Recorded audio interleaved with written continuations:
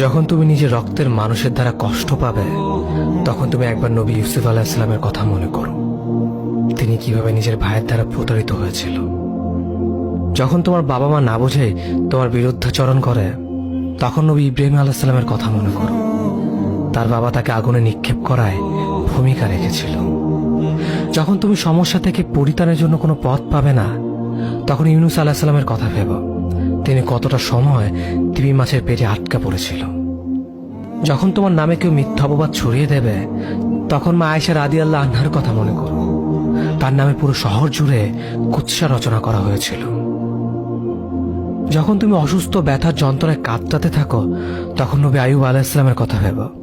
তিনি ভয়ঙ্কর এক ভাইরাসজনিত রোগে আক্রান্ত হয়ে তোমার থেকে বেশি কষ্ট পেয়েছিল। যখন তুমি দিনের কোনো বিধান নীতিতে যুক্তি খুঁজে পাও না, তখন নবী নূহ আলাইহিস সালামের কথা ভেবো। তিনি কোনো প্রশ্ন ছাড়াই মরুভূমিতে নৌকা তৈরি করেছিল।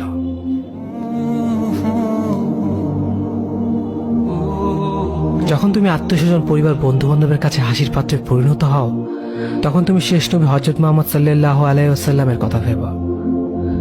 রাসূল সাল্লাল্লাহু আলাইহি ওয়াসাল্লাম বলেছিলেন, সবচেয়ে বড় পরীক্ষা দিয়ে সবথেকে বড় পুরস্কার আসে। যখন আল্লাহ কাউকে ভালোবাসেন, তখন তাকে পরীক্ষা করেন, এবং যে এই পরীক্ষাগুলো মেনে নেয়, সে আল্লাহর সন্তুষ্টি অর্জন করে। আর যে অভিযোগ করে, সে তার ক্রোধের পাত্র হয়।